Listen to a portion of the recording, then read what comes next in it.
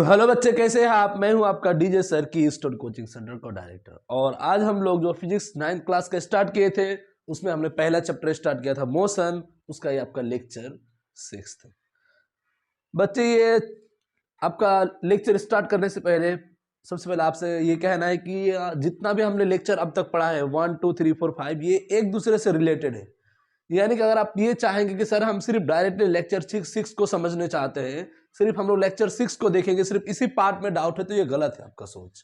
क्योंकि जो लेक्चर 6 में मान लीजिए कि वेलोसिटी आया है, तो यहाँ तो हम लोग आपको वेलोसिटी डिटेल में नहीं पढ़ाएंगे, वेलोसिटी लेक्चर 5 में पढ़ा चुके हैं। यानी कि सिंपली ये मतलब है कि एक चैप्टर दूसरे चैप्टर से लिंक है। अगर आप यहाँ पर हर एक पॉइंट को क्लियरली समझना चाहते हैं तो आपको लेक्चर 5 में जाना पड़ेगा। लेक्चर 5 का अगर हर एक पॉइंट को आप क्लियरली सीखना चाहते हैं तो लेक्चर 4 में जाना पड़ेगा। इसी तरह यानी सिंपली कहने का ये मतलब है कि मोशन का आप लेक्चर 1 से देखना स्टार्ट कीजिए और पूरा कंप्लीट लेक्चर एक एक करके लेक्चर देखिए, फिर आपको एकदम 100% एक एक चीज क्लियर हो जाएगी। तो आइए हम लोग स्टार्ट करते हैं मोशन का लेक्चर 6 में। आज जो हमारे पास टॉपिक रहेगा वो क्या रहेगा, एक्सेलरेशन। हमने स्पीड पढ़ लिया था। स्पीड क्या था हमारे पास, रिकॉल करते हैं थोड़ा 2 4 5 मिनट जो अब तक हम लोग पीछे पढ़ चुके हैं। स्पीड क्या है हमारे पास, डिस्टेंस अपॉन टाइम। यानी कि ये 1 सेकेंड में पार्टिकल जितना डिस्टेंस, जितना दूरी तय करेगा वो हमारे पास क्या रहेगा, स्पीड। वेलोसिटी क्या था, displacement upon time. Speed S से स्केलर क्वांटिटी था, वी से वेलोसिटी, वी से वेक्टर क्वांटिटी था। ये हमने स्पीड और वेलोसिटी के बारे में कुछ कुछ बेसिक डेफिनेशंस पढ़े थे। स्केलर वेक्टर क्वांटिटी आपको पता है, स्केलर क्वांटिटी वो क्वांटिटी जिनको बताने के लिए, समझाने के लिए हमें सिर्फ वैल्यू चाहिए, उनका डायरेक्शन नहीं चाहिए। डायरेक्शन मतलब ये नहीं कि नॉर्थ ईस्ट साउथ वेस्ट आई जे के एक्स वाई जेड कुछ भी नहीं चाहिए, सिंपली उसका वैल्यू चाहिए। जैसे मास हो गया, टाइम हो गया, वर्क हो गया, ये सब। वेक्टर क्वांटिटी में हमें वैल्यू तो चाहिए, साथ में हमें क्या चाहिए, और डायरेक्शन भी चाहिए। ये वेक्टर क्वांटिटी था। उसके बाद हम लोग और क्या क्या पढ़े थे, टाइप्स ऑफ मोशन पढ़े थे, क्या आपको याद है। जैसे आप बताइए यहाँ पर कि एक पंखा का घूमना एक टाइप का सर्कुलर मोशन है। मैरी गो राउंड जो चक्कर लगाते हैं बच्चे गाड़ी में घूम घूम को, भी एक सर्कुलर मोशन है। सुबह सुबह जॉगिंग करना एक राउंड पाथ में, वो भी एक सर्कुलर मोशन का एग्जांपल है। पेंडुलम जो हमारे दीवार में लगे रहते हैं, घड़ी टाइप का जो हिलते रहते सेकंड के हिसाब से, वो भी क्या है, एक सर्कुलर मोशन है। नहीं, वो एक सर्कुलर मोशन नहीं। ये नहीं कि सर फ्लो में सबको सर्कुलर बोलेंगे, नहीं, आपको सोच समझ कर आंसर देना है। तो आइए हम लोग स्टार्ट करते हैं आज का टॉपिक, एक्सीलरेशन। अब पहला सवाल तो ये कि सर एक्सीलरेशन होता क्या है, एक्सीलरेशन हम लोग क्यों पढ़ेंगे, इसका काम क्या है, इसका कौन कौन सा टाइप है, इसका यूनिट्स क्या है। तो आइए स्टार्ट करते हैं। एक्सीलरेशन क्या है, change in velocity with respect to time. इसका मतलब क्या है, वेलोसिटी में चेंज टाइम के हिसाब से। यानी कि अगर किसी भी ऑब्जेक्ट का वेलोसिटी में चेंज आता है, यानी कि वेलोसिटी बदलता है, यानी कि वेलोसिटी चेंज होता है टाइम के हिसाब से, उस चेंज को हम लोग क्या बोलते हैं, एक्सीलरेशन। क्या बोलेंगे बच्चे, एक्सीलरेशन। यानी कि शुरुआत में वेलोसिटी कुछ और है और बाद में वेलोसिटी कुछ और है, यानी कि वेलोसिटी बदल गया है, वेलोसिटी चेंज हो गया है, वेलोसिटी पहले से अलग हो गया है टाइम के हिसाब से। उस चेंज को ही हम लोग क्या बोलते हैं, एक्सीलरेशन बोलते हैं। यानी सर क्या आज के बाद ये क्लियर कर ले, एक्सीलरेशन क्या है, change in velocity with respect to time. जैसे मान लीजिए मैं एक कार बन गया हूं, फॉर ए मोमेंट मैं क्या बन गया हूं, एक कार। मैं अभी चल रहा हूं, वेलोसिटी मेरा है 10 किलोमीटर पर आवर, या फिर मान लीजिए 50 किलोमीटर पर आवर। इनिशियल शुरुआत का मेरा वेलोसिटी कितना है, 50 किलोमीटर पर आवर। पर मतलब एक, यानी कि 1 घंटा में मैं 50 किलोमीटर के रफ्तार से चलता हूं, ये मेरा वेलोसिटी था। अब कुछ समय बाद मैंने अपना वेलोसिटी को बढ़ा दिया, अब मैंने कर दिया 60 किलोमीटर पर आवर। शुरू में कितना था 50, बाद में कितना हो गया 60। क्या वेलोसिटी बदला, क्या वेलोसिटी पहले जैसा रहा, नहीं रहा। वेलोसिटी शुरू में 50 था, कम था, बाद में बढ़ गया 60 हो गया, यानी कि वेलोसिटी बदल गया। जैसे ही टाइम बढ़ा, जैसे ही टाइम बदला, वेलोसिटी भी बदल गया। यानी कि टाइम के हिसाब से वेलोसिटी चेंज हो गया, वेलोसिटी बदल गया। ये जो वेलोसिटी का चेंज है, वेलोसिटी का हेरा फेरी है, इसे ही हम लोग क्या बोलते हैं, एक्सीलरेशन बोलते हैं फिजिक्स का टर्म में। हाँ, आप किसी को भी समझा सकते हैं कि वेलोसिटी में बदलाव आया, वेलोसिटी में चेंज आया टाइम के हिसाब से, उसे ही हम लोग क्या बोलेंगे, एक्सीलरेशन बोलेंगे। बहुत ही बेसिक और सिंपल है। अब हम लोग ये भी पढ़ चुके थे बेसिकली कि मोशन दो प्रकार के होते हैं, कि यूनिफॉर्म मोशन, एक है नॉन यूनिफॉर्म मोशन। अब यूनिफॉर्म मोशन का मतलब क्या है? यूनिफॉर्म कहीं ना कहीं, यूनि मतलब होता है सेम, एक सेम कांस्टेंट फेज बना रहे। यूनिफॉर्म मोशन ऐसा मोशन जहां पर वेलोसिटी बदलेगा नहीं। मैंने क्या कहा? यूनिफॉर्म मोशन ऐसा मोशन जहां पर हमारा वेलोसिटी बदलता नहीं है, यानी कि जो शुरुआत का स्पीड था, शुरुआत का वेलोसिटी था, वही बाद में भी रहेगा। यानी कि टाइम तो बदल जाएगा, टाइम बढ़ेगा घटेगा, लेकिन वेलोसिटी में कोई बदलाव नहीं आएगा। उस टाइप का मोशन को भी हम लोग यूनिफॉर्म मोशन बोलते हैं। यानी कि मान लीजिए एक ट्रेन है, एक ट्रेन जिसका अभी स्पीड है 100 किलोमीटर पर आवर। फिर इसको तोड़ के देखिए, मैंने कहा मेरे पास, मान लीजिए कि एक ट्रेन है और ट्रेन का स्पीड कितना है? 100 किलोमीटर पर आवर, यानी कि 1 घंटा में वो ट्रेन 100 किलोमीटर की दूरी तय करता है। ये इसका क्या है? वेलोसिटी है 100 किलोमीटर पर आवर। अब 5 घंटा बाद भी पता चला उसका स्पीड 100 ही है, 10 घंटा बाद भी पता चला उसका स्पीड 100 ही है, 15 घंटा बाद भी पता चला उसका स्पीड 100 है, 20 घंटा बाद भी पता चला उसका स्पीड 100 है, 25 घंटा बाद भी 100, 30 बाद भी 100, 35 बाद भी 100, 40 बाद भी 100, 45 बाद भी 100 और 50 बाद भी 100। यानी कि यहां पर टाइम बढ़ता गया, टाइम तो चेंज होता गया, लेकिन वेलोसिटी बदला नहीं, वेलोसिटी नहीं बदला। यानी कि टाइम बदल गया लेकिन वेलोसिटी जितना था उतना ही रहा। उस टाइप का मोशन को हम लोग क्या बोलेंगे? Uniform motion. यानी कि यूनिफॉर्म मोशन में वेलोसिटी बदलता नहीं है, यूनिफॉर्म मोशन में वेलोसिटी नहीं बदलेगा। अब आप पूछेंगे सर फिर वेलोसिटी बदलेगा कब?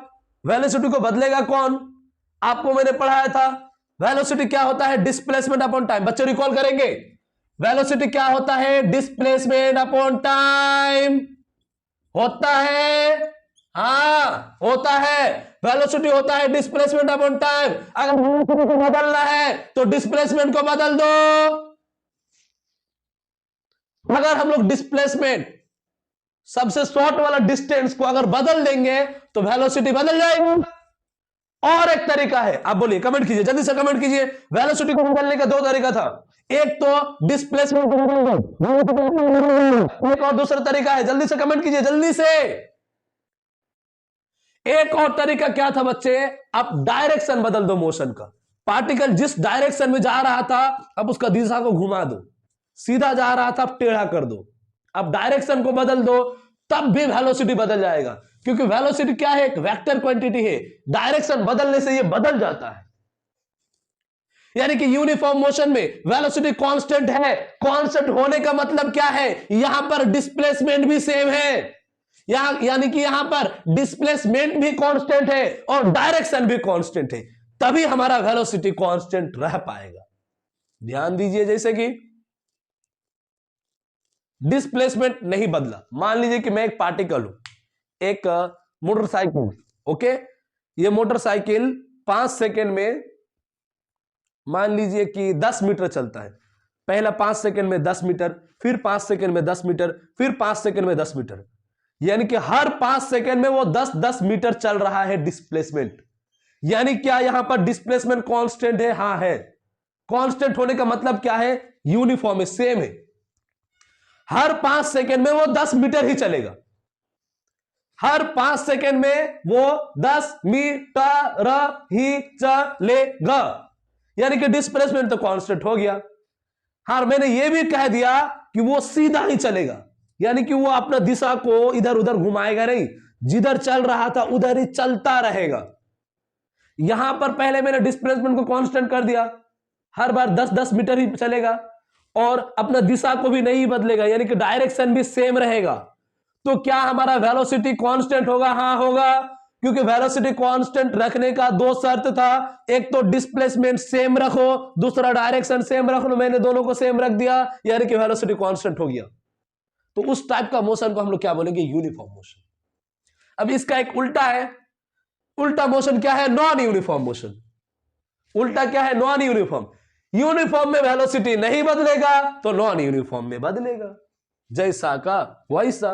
यूनिफॉर्म में बदला और नॉन यूनिफॉर्म में नहीं बदला। सॉरी, यूनिफॉर्म में नहीं बदला और नॉन यूनिफॉर्म में वेलोसिटी बदल गया। अब वेलोसिटी अगर आप बदलना चाहते हैं, आपके पास बहुत सारा तरीका है। बेसिकली हमारे पास दो है, लेकिन आप डिस्प्लेसमेंट बदल दो। डिस्प्लेसमेंट कैसे बदलेंगे? मान लीजिए कोई कार या फिर कोई साइकिल, मोटरसाइकिल, कुछ भी, कोई भी व्हीकल्स, मान लीजिए कि मेरे पास ऑल ओवर लास्ट में मान लीजिए कि एक बुलेट है, और ये बुलेट 1 सेकेंड में 5 मीटर चलता है। 1 सेकेंड में 5 मीटर। पहला सेकेंड में कितना मीटर चला? 5। फिर अगला 1 सेकेंड में चल गया 7 मीटर। क्या 5 मीटर चला? नहीं चला, यानी कि डिस्प्लेसमेंट बदल दिया।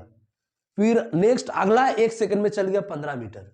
फिर अगला 1 सेकेंड में चल गया 20 मीटर। यानी कि यहां पर टाइम इंटरवल तो 1-1 सेकेंड का है, लेकिन डिस्प्लेसमेंट बदल गया है। पहला 5 चला, फिर 7 चल गया, फिर 15 चल गया, यानी कि यहां पर डिस्प्लेसमेंट कहने के ही बदल गया है। डिस्प्लेसमेंट का मैग्नीट्यूड यानी कि वैल्यू बदल गया है। तो यार अगर डिस्प्लेसमेंट बदलेगा तो वेलोसिटी बदल जाएगा ना यार, क्योंकि यार वेलोसिटी डिस्प्लेसमेंट से लिंक है।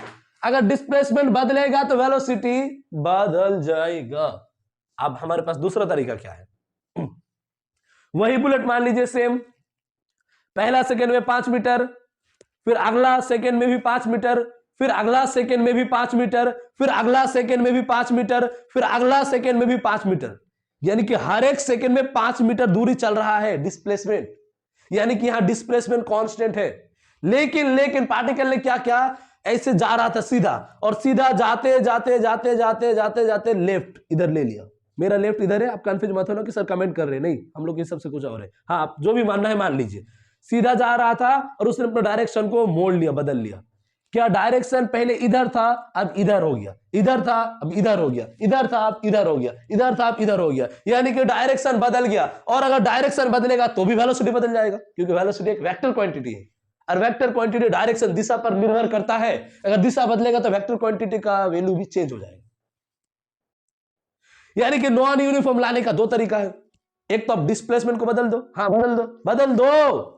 दूसरा आप डायरेक्शन को चेंज कर दो, तो वेलोसिटी चेंज हो जाएगा, तो मोशन नॉन यूनिफॉर्म हो जाएगा। और ये जो वेलोसिटी का चेंज है उसे ही हम लोग क्या बोलते हैं? एक्सीलरेशन बोलते हैं।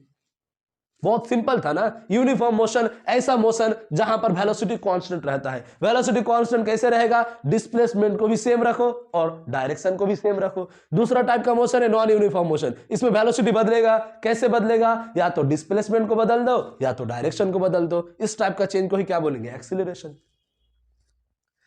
अब एक्सीलरेशन हमारे पास क्या होता है?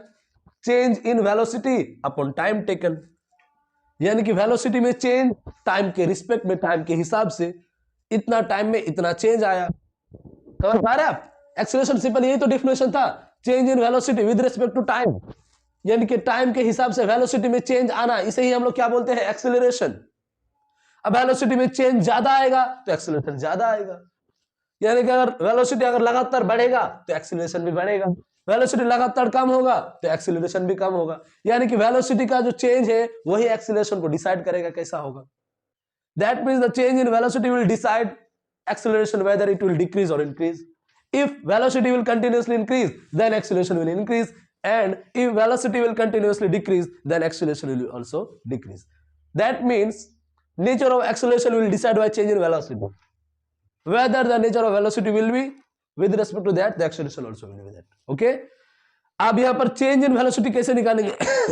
यानी कि वेलोसिटी में चेंज, बदलाव, चेंज कैसे निकालेंगे? फाइनल वेलोसिटी, ये वेलोसिटी का साइन है, final velocity minus initial velocity upon time taken. जैसे देखिए एग्जांपल दे रहे हैं आपको, एक कार का शुरुआत का वेलोसिटी, इनिशियल वेलोसिटी था मान लीजिए 40 kilometre per hour, 40 kilometre per hour, ये इनिशियल शुरुआत का था। या फिर इनिशियल मान लीजिए जब स्टार्ट किया था मान लीजिए कि 10 किलोमीटर पर आवर, शुरू में वेलोसिटी कितना था? 10 kilometre per hour, 10 kilometre per hour, और 1 घंटा बाद हो गया 40 किलोमीटर पर आवर। क्या यहां वेलोसिटी बदला? हाँ, वेलोसिटी बदल गया, यानी कि एक्सीलरेशन आएगा या आके ही रहेगा बच्चे। शुरू में वेलोसिटी कितना था? 10 किलोमीटर पर आवर, और 1 घंटा बाद हो गया 40 किलोमीटर पर आवर, यानी कि वेलोसिटी बदल गया। 1 घंटा के अंदर। हाँ, 1 घंटा लगा इसको बदलने में। तो फाइनल यानी कि आखिर लास्ट वाला वेलोसिटी कितना आया था 40, तो फाइनल वेलोसिटी लिख लेंगे। शुरू का कितना था 10, यहां लिख लेंगे 40 - 10, और टाइम कितना लगा 1 घंटा, तो 40 - 10 कितना हो गया 30 kilometre per hour upon time कितना आ गया 1 घंटा। ये हमारे पास क्या आ जाएगा, एक्सेलरेशन आ जाएगा। तो बच्चे आपको शायद मैंने ये कहा था कि बच्चे लेक्चर 6 जो आएगा 5 के बाद उसमें हम लोग न्यूमेरिकल्स करेंगे। हाँ, मैं भूला नहीं हूं, न्यूमेरिकल्स करेंगे। लेकिन बच्चे हम लोग का पढ़ने का स्ट्रेटेजी ऐसा रहेगा कि जो क्लास 9 का जो चैप्टर्स है इनको हम लोग पहले थियोरिटिकली पूरा पढ़ लेंगे, क्योंकि हम ये नहीं चाहते कि थ्योरी के बीच में कई सवाल घुसाए फिर कॉन्सेप्ट इधर उधर हो। तो पूरा थ्योरी आगे पूरा पढ़ लेंगे, पूरा चैप्टर का पूरा कॉन्सेप्ट अगर हम लोग माइंड में ले लेंगे, उसके बाद सब टॉपिक से एक साथ सवाल करेंगे, यानी कि सिर्फ सवाल का लेक्चर अलग आएगा। ये पूरा चैप्टर खत्म हो जाएगा, ये मोशन वाला चैप्टर है 3-4 लेक्चर और है, ये पूरा खत्म हो जाएगा। उसके बाद फिर कंप्लीट चैप्टर का सवाल आएगा अलग अलग टाइप का, ताकि उस टाइम में आप कंफ्यूज भी हो और सवाल करने में और मजा आएगा। एक सवाल यहां से, एक वहां से, यहां से यहां पर अगर हम लोग सवाल करवाएंगे तो थोड़ा घोच-पोच हो जाएगा। ये कुछ थ्योरी फिर कुछ सवाल, ऐसे नहीं, सवाल पूरा एक साथ करेंगे। आपका थ्योरी क्लियर रहेगा 100%, तो आप सवाल में कहीं भी नहीं अटकेंगे। आपको टेंशन नहीं लेना है कि सर आप सवाल क्यों नहीं करवा रहे, बहुत सवाल करवाएंगे, इतना सवाल करवाएंगे, इतना सवाल करवाएंगे कि आप कमेंट में लिखेंगे स्टॉप सर। इसीलिए आपको टेंशन नहीं लेना है, बोर्ड में ध्यान देना है। सवाल बहुत सारा करवाएंगे चैप्टर के एंड में, सब चैप्टर में हम लोग ऐसे करेंगे। पहले ओनली थ्योरी को समझेंगे और सवाल को लास्ट में लेंगे। बहुत सारा सवाल करेंगे, आप टेंशन ना लें। सवाल करने के चक्कर में कहीं कंसेप्ट ना रह जाए, इसीलिए हम लोग पहले कंसेप्ट पर चलते हैं। तो एक्सेलरेशन कैसे निकालेंगे, final velocity minus initial velocity upon time taken. Final यानी कि बाद वाला वेलोसिटी, इनिशियल शुरू वाला वेलोसिटी, और जो टाइम लगा।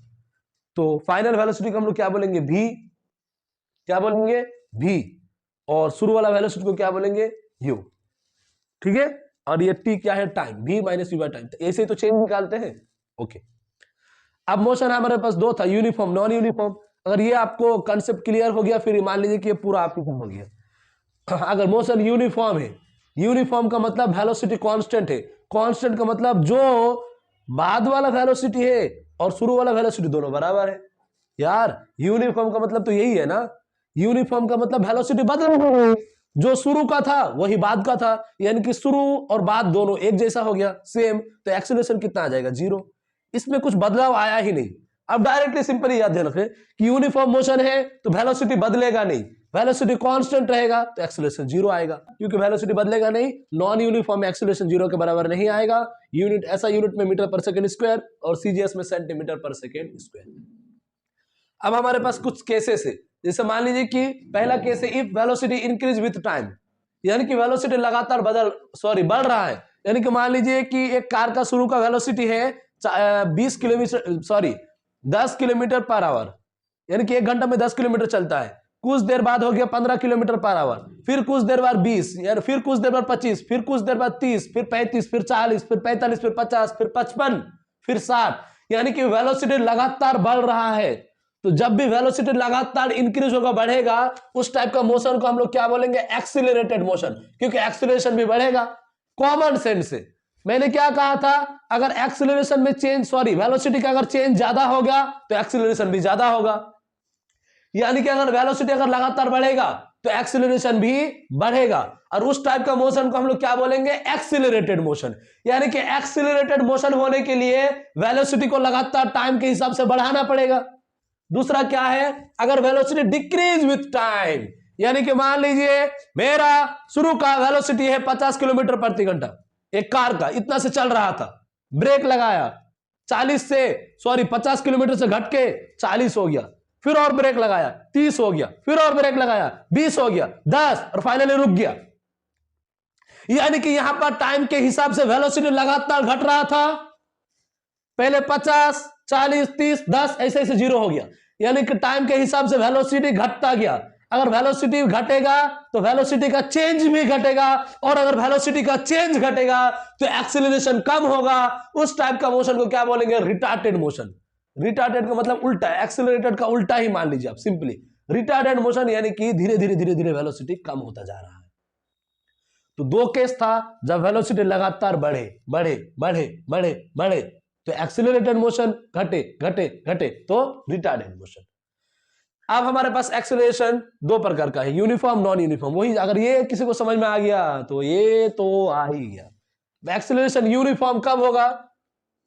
अब हमें ये बात पता है कि एक्सेलरेशन भी एक वेक्टर क्वांटिटी है। ये है ना, ये जो आप देख रहे हैं ऊपर, ये नहीं है कि सर ए को तीर मारे हैं और थोड़ा ऊपर से निकल गया मतलब ए बच गया है, ऐसा कुछ भी नहीं है। ये जो एरो हम लोग देख रहे हैं ना, ये क्या है? वेक्टर का पहचान है। जिस जिस जिस जिस क्वांटिटी के ऊपर ये एरो चलता हुआ नजर आएगा, ये तीर क्या बताएगा? वेक्टर का निशान। अब एक्सेलरेशन भी हमारे पास वेक्टर क्वांटिटी है, और वो दुनिया में हर वेक्टर क्वांटिटी डायरेक्शन और मैग्नीट्यूड दोनों पर डिपेंड करता है। यानी कि अगर वो वेक्टर क्वांटिटी है, उसका वैल्यू बदलोगे तो भी वो बदल जाएगा, उसका दिशा डायरेक्शन बदलोगे तो भी वो बदल जाएगा, वो दोनों पर निर्भर करता है। एक्सेलरेशन में पहला क्या है? यूनिफॉर्म। यूनिफॉर्म का मतलब क्या है? वही जहां पर मैग्नीट्यूड और डायरेक्शन दोनों कांस्टेंट है, यानी कि एक्सेलरेशन का मैग्नीट्यूड भी नहीं बदला और डायरेक्शन भी नहीं बदला। एग्जांपल से देखते हैं। आइए, ये जो एग्जांपल है इसी को हम लोग ले लेते हैं। एग्जांपल क्या है? Motion of freely fallen body. क्या है? Motion of freely fallen body, यानी कि बहुत ऊंचाई से मान लीजिए जब हम लोग या फिर बॉल या फिर किसी भी चीज को जब हम लोग छोड़ते हैं ऊंचाई से, तो वो नीचे गिरता है लगातार। तो नीचे जब गिरता है तो उस बॉल पर हर समय में एक्सेलरेशन कितना लगता है? जी। जो ग्रेविटी हमारा पृथ्वी है उसे खींचता है। आपने न्यूटन के बारे में कुछ पढ़ा होगा कि सेब का पेड़ से जब न्यूटन नीचे बैठा हुआ था तो सेब गिरता है। क्यों? क्योंकि हमारा पृथ्वी उस हर एक चीज को अपने तरफ खींचता है, आकर्षित करता है, अट्रैक्ट करता है। तो ये जो बॉल नीचे गिर रहा था, क्यों? हमारे पृथ्वी के कारण। पृथ्वी का जो ग्रेविटी है उसे खींचता है। इस बॉल पर हर टाइम में एक्सेलरेशन, क्या कौन सा एक्सेलरेशन लगता है? एक्सेलरेशन ऑफ ग्रेविटी, पृथ्वी का एक्सेलरेशन। और उसका वैल्यू कितना होता है? जी। ये कभी बदलेगा नहीं। अब कितना भी ऊंचाई से बॉल को फेंकिए, हर पॉइंट पर बॉल के नीचे कौन सा एक्सेलरेशन लगेगा? जी।